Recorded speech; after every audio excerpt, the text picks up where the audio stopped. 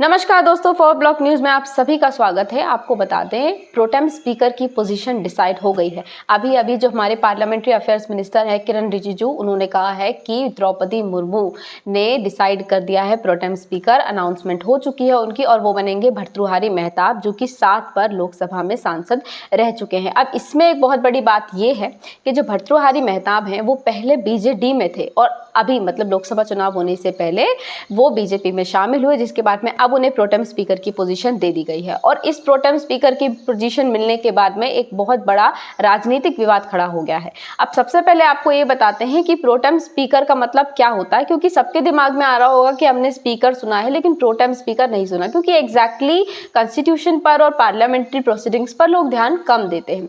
तो मैं आपको ये बात समझा देती हूँ कि जो प्रोटेम स्पीकर होते हैं वो जनरली वो स्पीकर होते हैं जिन्हें सिर्फ 2 दिन के लिए स्पीकर बनाया जाता है, ताकि वो जो भी नए सांसद, नवनिर्वाचित सांसद हैं, उन सभी को शपथ दिला सके, क्योंकि शपथ हमारे भारतीय संविधान का सबसे अहम हिस्सा है।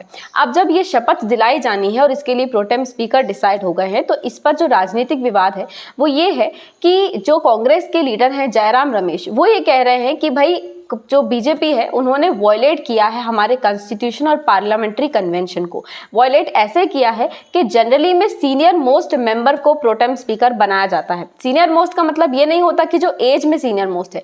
सीनियर मोस्ट का मतलब ये होता है कि जो सबसे ज्यादा समय तक सांसद रहा हो, मतलब जितने ज्यादा बार टाइम्स में वो सांसद रहा हो। जैसे कि भर्तृहारी मेहताब 7 बार सांसद रहे, लेकिन जो आईएनसी मतलब इंडियन नेशनल कांग्रेस से के सुरेश है वो 8 बार, ये उनका 8वीं बार है जब वो सांसद बनने वाले। तो उन्होंने कहा कि के सुरेश को कायदे से बनना चाहिए था। पार्लियामेंट्री कन्वेंशन को आपने ठेस पहुंचाई है। और उनका हमेशा से कांग्रेस का आरोप बीजेपी पर यही रहता है कि आप भारतीय संविधान को कमजोर करने की कोशिश कर रहे हो और लोकतंत्र को नुकसान पहुंचा रहे हो। ये इनके हमेशा के मतलब जो उनके आरोप रहते हैं वो यही है। अब इस पर सबसे बड़ी बात ये खड़ी होती है कि भाई पार्लियामेंट्री कन्वेंशन का यहाँ पर नाम क्यों आ रहा है। तो मैं आपको बता दूं, प्रोटेम स्पीकर की जो पोजीशन है ये हमारे भारतीय संविधान में कहीं नहीं दी। हमारे भारतीय संविधान में इसके बारे में मेंशन नहीं है। लेकिन बाद में जब ये समस्या आई कि लोकसभा चुनाव होने के बाद में ना स्पीकर होते हैं ना डिप्टी स्पीकर होते हैं, अब ऐसे में जो सांसदों को शपथ दिलानी है तो वो दिलाएगा कौन। तब ये कन्वेंशन निकाली गई थी, तब पार्लियामेंट्री कन्वेंशन बनाया गया था कि प्रोटेम स्पीकर बनाए जाएंगे जो कि सीनियर मोस्ट मेंबर को बनाया जाएगा और वो सांसदों को शपथ दिलाने के बाद में हट जाएंगे। इसके बाद में मेंबर्स में से ही स्पीकर चुने जाएंगे। तो ये जनरली पार्लियामेंट्री कन्वेंशन है, ना कि इंडियन कॉन्स्टिट्यूशन में दिया गया प्रोविजन है। आप समझ में आया आपको ये सभी बात। अब इसके अलावा आपको ये बता देते हैं कि जब ये आरोप बीजेपी पर लगाए गए कि इस बार भी बीजेपी ने पार्लियामेंट्री कन्वेंशन को और हमारे भारतीय संविधान को ठेस पहुंचाई है, तो बीजेपी का दोबारा रिएक्शन ये था कि नहीं, हमने ऐसा कुछ नहीं किया है।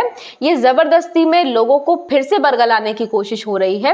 ये सभी कुछ सीनियर मोस्ट मेंबर को बनाया जाना था। तो उन्होंने कहा है कि भर्तृहारी मेहताब जो है वो लोकसभा में सीनियर मोस्ट हैं और इसलिए उन्हें बनाया गया है। हालांकि मुझे ऐसा लगता है कि जो कांग्रेस का इस टाइम का स्टैंड है वो कुछ क्लियर हो सकता है कि के सुरेश क्योंकि 8वीं बार बन रहे हैं और भर्तृहारी मेहताब 7वीं बार बन रहे हैं, तो इसमें ये पॉइंट तो निकल कर आता है कि कायदे से तो के सुरेश को बनना चाहिए था। अब इसे बीजेपी को क्लियर करना है कि भर्तृहारी मेहताब को क्यों बनाया गया और के सुरेश को क्यों नहीं बनाया गया। ये सब तो चलता रहेगा क्योंकि ये राजनीति है। आप कहीं मत जाइए, देखते रहिए हमारे न्यूज़ चैनल को और हमारे चैनल को सब्सक्राइब कीजिए। आप सभी का बहुत बहुत धन्यवाद।